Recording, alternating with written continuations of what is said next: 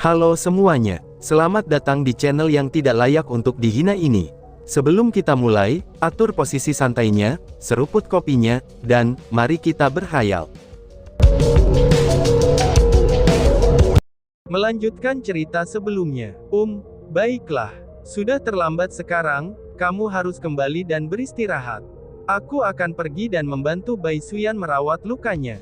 Karena lukanya tidak ringan, akan sangat lambat baginya untuk mencoba menyembuhkan dirinya sendiri, yang bahkan mungkin akan menunda perjalanan kita ke Laut Hijau tanpa batas, ucap tetua kera putih.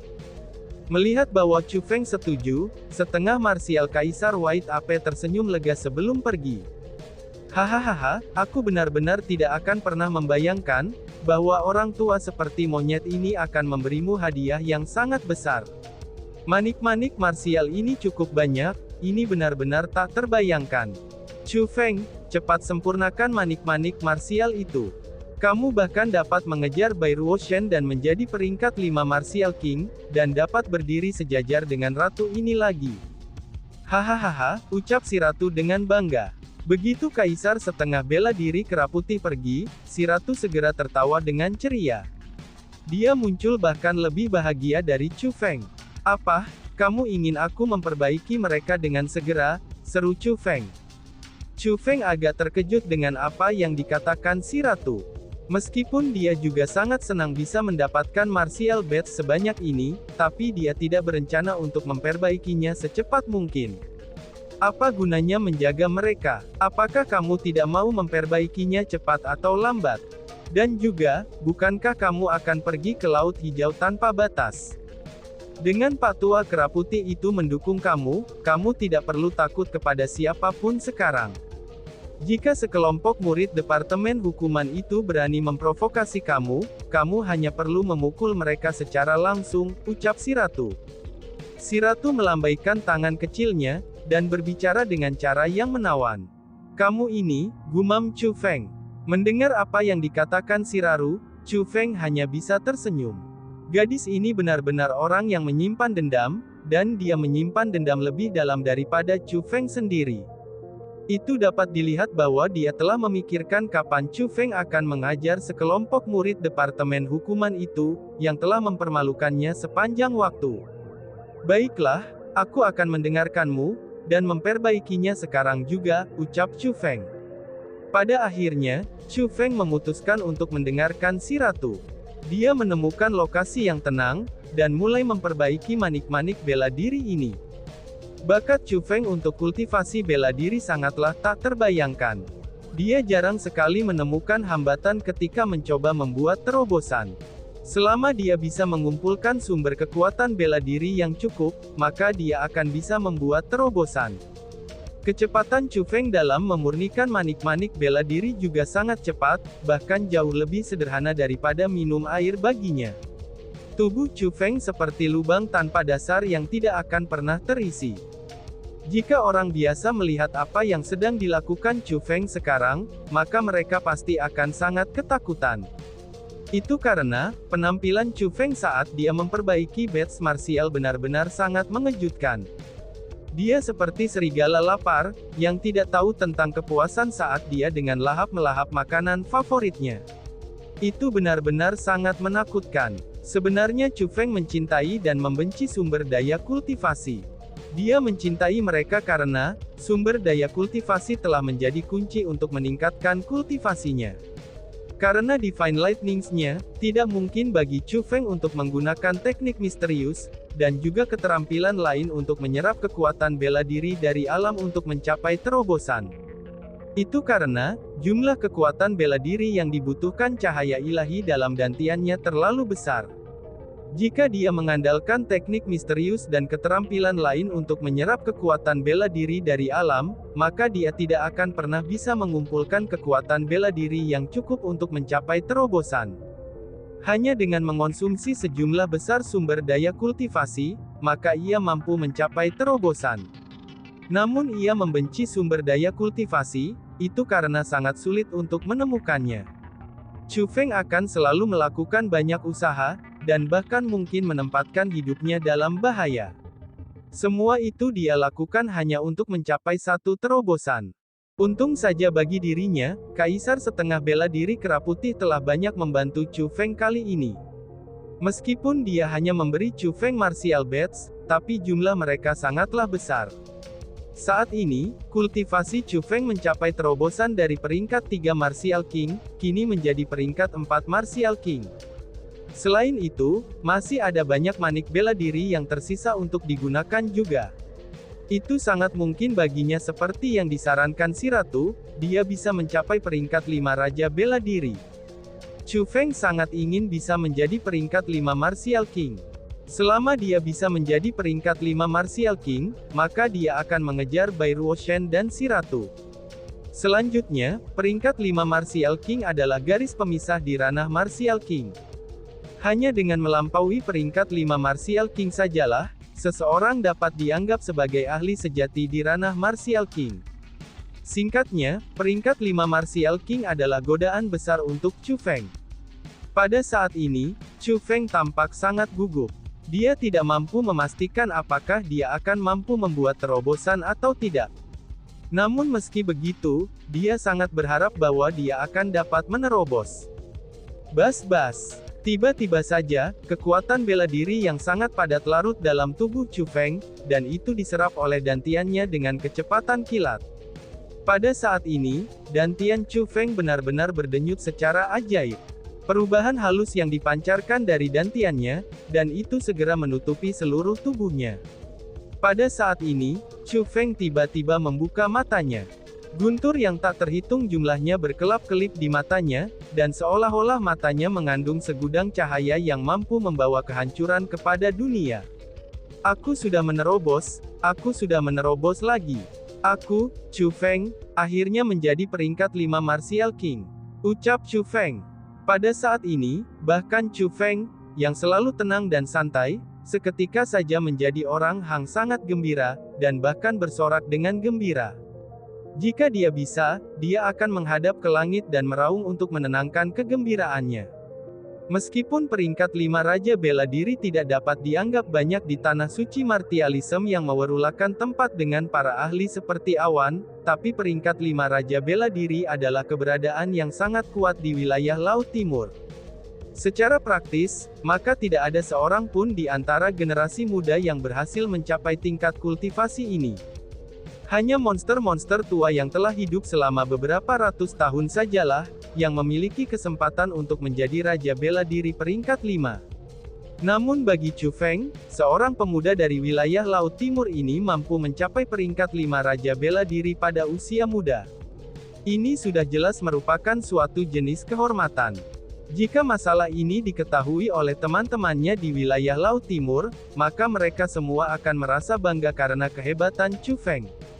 Aku benar-benar harus berterima kasih kepada Tetua Kera Putih untuk ini, ucap Chu Feng. Setelah menembus 2 tingkat berturut-turut, suasana hati Chu Feng terlihat sangat baik. Semua kemurungan dan semangat rendah dari sebelumnya, itu semua telah tersapu bersih dari benaknya. Setelah terobosannya, masih ada cukup banyak manik bela diri yang tersisa. Meskipun jumlahnya tidak cukup dekat baginya untuk membuat terobosan lain, tapi itu adalah sejumlah besar kekayaan yang pasti akan berguna.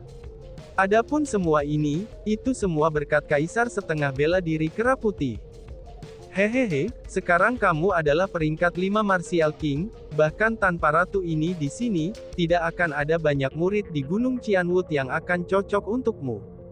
Murid-murid dari Departemen Hukuman yang sedang melaksanakan misi tingkat naga, jika ada kesempatan, pastikan untuk memberi mereka pelajaran dengan benar. Hanya terus menonton saat mereka mengoceh tanpa henti, itu pasti bukanlah karaktermu, ucap si Ratu sambil tersenyum manis. Senyumnya agak menyeramkan, namun itu juga sangat menawan. Yakinlah, jika ada kesempatan, aku pasti tidak akan membiarkan mereka pergi, ucap Chu Feng. Bagaimana mungkin Chu Feng melupakan ejekan dan hinaan yang ditunjukkan Bai Yun Xiao, Tao Xiangyu, dan yang lainnya kepada dirinya. Kebetulan sekali mereka adalah kandidat untuk misi tingkat naga kali ini. Hanya berpikir tentang faktanya bahwa dia akan bertemu mereka lagi di Laut Hijau tanpa batas, dan itu menyebabkan emosi Chu Feng meningkat. Chu Feng benar-benar ingin memberi mereka hadiah besar, itu sebelum dia meninggalkan Qianwood Domain. Setelah ini, agar tidak mengejutkan Bai Ruoshan dan yang lainnya, Chu Feng sengaja menyembunyikan aura peringkat 5 Raja Bela Dirinya, dan hanya menghadirkan aura peringkat 3 Raja Bela Diri yang ia miliki sebelumnya. Adapun Bai Suyan, lukanya ini tidak ringan. Sementara luka luarnya tidak serius, namun luka di dalam dirinya inilah yang sangat serius. Untungnya, Half Martial Emperor White Ape membantunya dengan kesembuhannya. Hal ini menyebabkan perawatan luka-lukanya menjadi jauh lebih cepat. Namun bahkan dengan ini, Bai Suyan tidak sepenuhnya pulih sampai hari ketika misi tingkat naga dimulai. Untuk menghadapi Tuoba Dengsen berhadapan muka, Chu Feng dan yang lainnya tidak tinggal lagi dan mulai melakukan perjalanan menuju Laut Hijau tanpa batas, dan mereka mengikuti setengah kaisar bela diri Kera Putih pada hari yang sama setelah Bai Suyan pulih. Adapun Master Sekte Ascension dan Kepala Akademi Hutan Qianwood Selatan Sikong Zaixing, keduanya tinggal di Sekte Ascension dan melanjutkan pemulihan Sekte Ascension. Karena kenyataannya bahwa setengah marsial Kaisar Kera Putih telah membantunya dalam perawatan luka-lukanya, Bai Suyan pun tidak melihat setengah marsial Kaisar Kera Putih dengan permusuhan sebanyak sebelumnya. Dalam perjalanan mereka ke Laut Hijau tanpa batas, kelompok 5 orang ini dapat dikatakan bersahabat satu sama lain, bahkan berbicara dan tertawa dalam sukacita. Dalam suasana harmonis semacam ini, perjalanan yang tidak jauh dari awal tampaknya lebih pendek. Pada hari yang sama, Chu Feng dan yang lainnya tiba di Laut Hijau tanpa batas. Laut Hijau tanpa batas terletak di dalam pegunungan.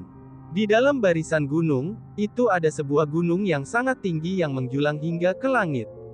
Selama era kuno, tempat ini adalah kawah gunung berapi yang sangat besar. Namun dengan perubahan waktu, gunung berapi ini mati, dan air hujan menumpuk di kawahnya, sehingga mengubahnya menjadi danau besar di atas gunung. Danau itu sangat besar. Ketika berdiri di satu sudut, sangat sulit bagi seseorang untuk melihat ujung dari sudut lainnya. Maka dari situlah, orang menyebut danau ini sebagai laut. Tumbuhan khusus tumbuh di danau itu. Tumbuhan itu mewarnai air danau dengan warna hijau samar. Inilah sebabnya mengapa danau ini disebut Laut Hijau Tanpa Batas.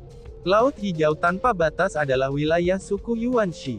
Telah dikatakan bahwa suku Yuanxi ini telah ada selama beberapa puluh ribu tahun. Dalam hal durasi, mereka sudah ada bahkan lebih lama dari Gunung Qianwood. Namun, ini bukanlah poin utamanya. Poin utamanya adalah bahwa Laut Hijau Tanpa Batas suku Yuanxi sedang sibuk dengan kegembiraan saat ini. Itu karena, kekuatan dan pakar dari seluruh domain Qianwood telah berkumpul di Laut Hijau Tanpa Batas. Bahkan siluet menutupi langit dan tanah. Adapun siluet ini, sebagian besar dari mereka adalah orang-orang dari Gunung Qianwood.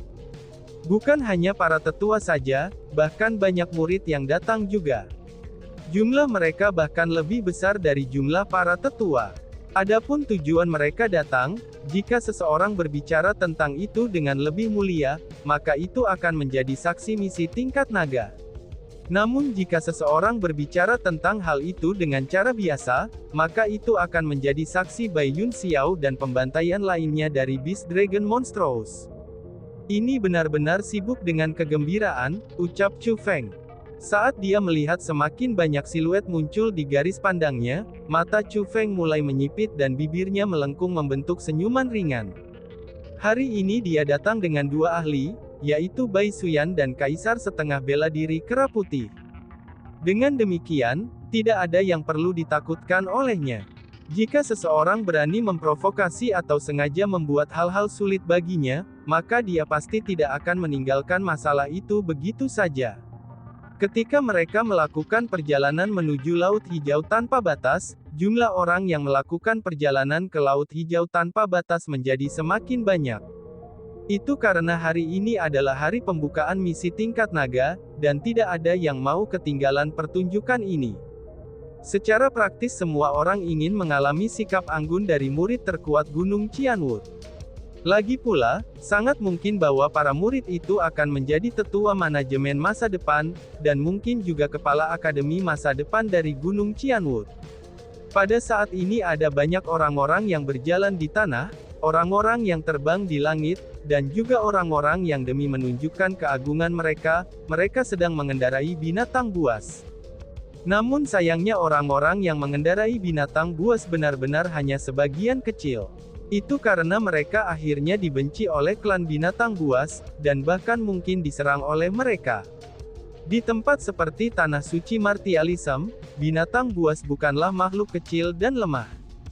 Karena garis keturunan binatang buas mereka yang kuat, mereka bahkan menduduki seluruh wilayah dan menjadi tuan mereka. Salah satu contohnya adalah Ben Leihu. Tidak hanya dia menjadi murid Gunung Qianwood, dia juga salah satu dari keberadaan dalam daftar suksesi Gunung Qianwood. Di masa depan, dia kemungkinannya akan menjadi tetua manajemen. Dengan demikian, untuk membuat manusia menjinakkan binatang buas, itu adalah sesuatu yang semua binatang buas pandang sebagai penghinaan besar. Setiap kali monster mengerikan bertemu manusia seperti itu, mereka biasanya tidak akan membiarkan mereka pergi. Adapun orang-orang yang berani secara terbuka dan umum naik gunung binatang buas, tidak satupun dari mereka adalah keberadaan biasa.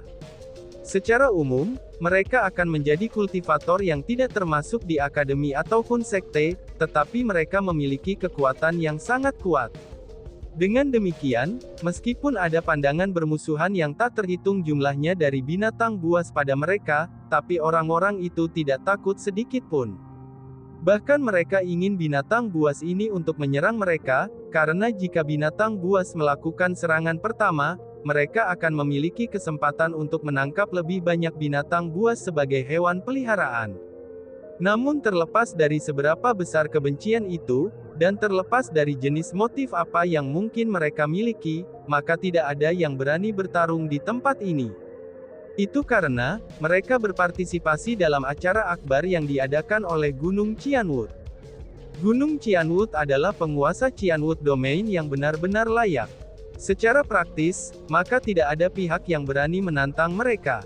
Jadi, bahkan jika ada kebencian di antara para peserta, maka mereka harus menunggu sampai mereka meninggalkan tempat ini sebelum mereka bisa menyelesaikan perselisihan mereka secara pribadi.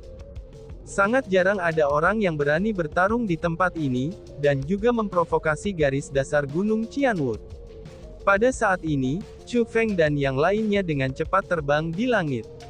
Namun meskipun tak terhitung sosok yang melewati mereka, mereka semua tidak ada yang bisa melihatnya. Itu karena, Half Martial Emperor White Ape telah menggunakan teknik penyembunyiannya, dan itu membuatnya sehingga orang-orang biasa tidak bisa melihat mereka sama sekali. Adapun mengapa setengah martial Kaisar White Ape melakukan ini, itu mungkin karena dia tidak ingin menimbulkan keributan yang tidak perlu, atau mungkin metode yang digunakan para ahli untuk bertindak lebih, sehingga mereka bisa memukau semua orang di kemudian hari dengan muncul dengan penuh percaya diri ketika tidak ada yang mengharapkan mereka. Wush! Namun saat Half Martial Emperor White Ape memimpin Chu Feng dan yang lainnya dan dengan damai melakukan perjalanan menuju Laut Hijau tanpa batas, sesosok tiba-tiba muncul di depan mereka dan menghalangi jalan mereka. Orang ini juga telah menggunakan teknik penyembunyian, yang membuatnya sehingga orang biasa tidak bisa melihatnya. Namun, dia telah menonaktifkan teknik penyembunyiannya kepada Chu Feng dan yang lainnya, dan memungkinkan mereka untuk melihat penampilannya. Sook itu sudah tua. Tidak hanya dia memiliki penampilan yang sangat sengit, dia juga memancarkan niat membunuh yang sangat padat. Meskipun dia memiliki senyum di wajahnya, tapi tidak mungkin baginya untuk menyembunyikan sifat kejamnya. Orang tua ini sangat kuat, bahkan saking kuatnya sehingga sulit untuk menggambarkan kekuatannya. Paling tidak, auranya sama sekali tidak kalah dengan setengah martial Kaisar Kera Putih dan Bai Xuyan.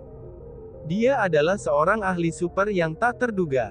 Ketika Chu Feng dan yang lainnya melihat simbol pedang hukuman di pinggangnya, mereka pun berhasil menebak identitas orang ini. Dia tepatnya kepala Departemen Hukuman, pembunuh gila Tuoba. Teman kecil Chu Feng, ini adalah pertama kalinya kami bertemu satu sama lain. Izinkan aku untuk memperkenalkan diri, aku adalah kepala Departemen Hukuman, pembunuh gila Tuoba, ucal Tuoba. Benar saja, pembunuh Gil Tuoba memperkenalkan dirinya kepada Chu Feng. Sejak kedatanganmu, hari-harimu di Gunung Qianwu tidak pernah mulus dan stabil.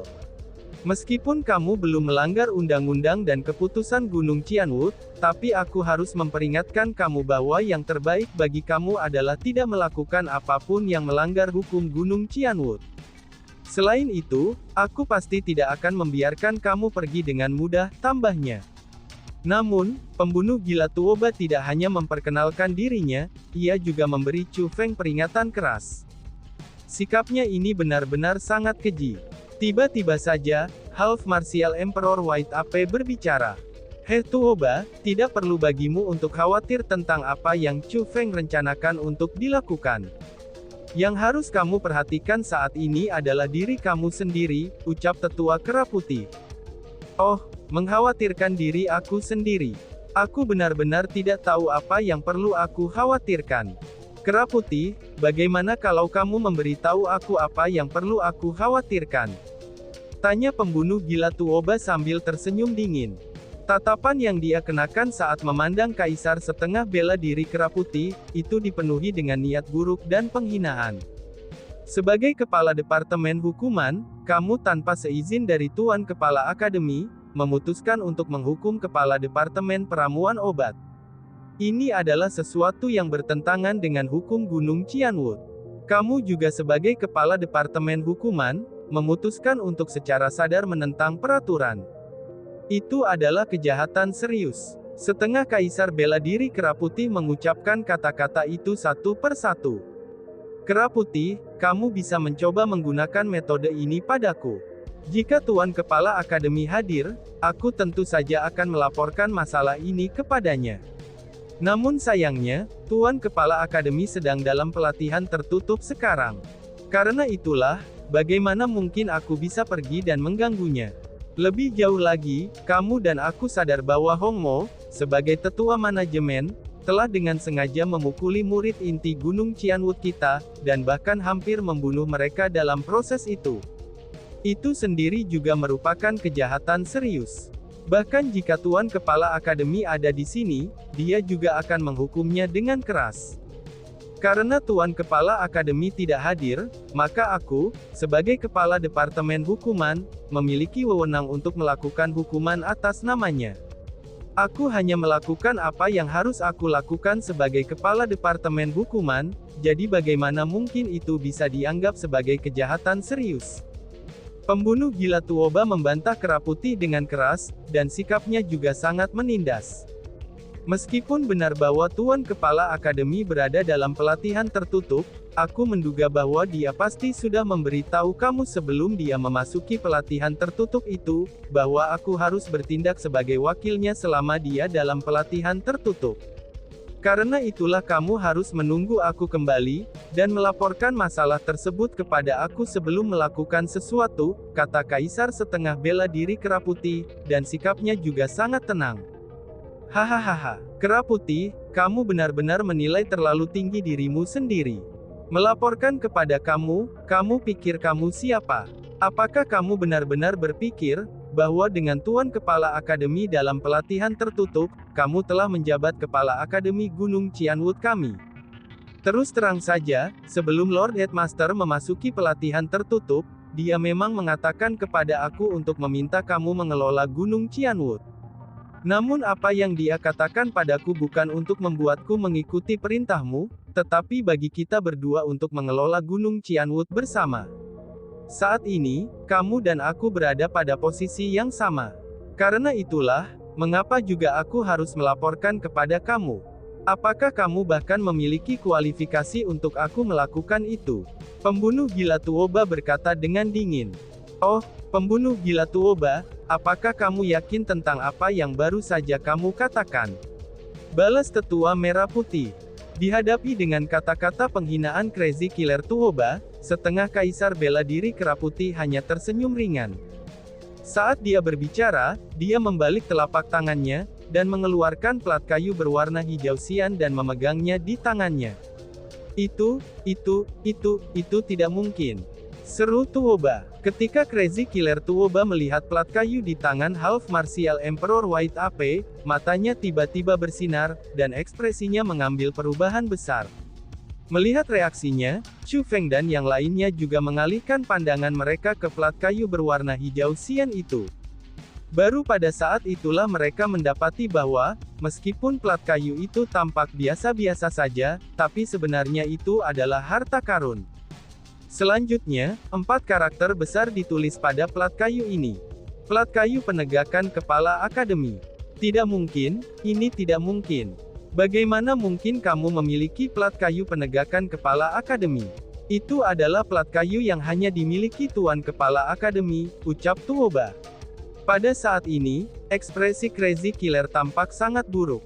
Kesombongan sebelumnya berubah menjadi kejutan besar, dan dia tidak mampu menerima kenyataan ini. Dan tiba-tiba saja bersambung. Sekian dan terima kasih banyak. Bye-bye.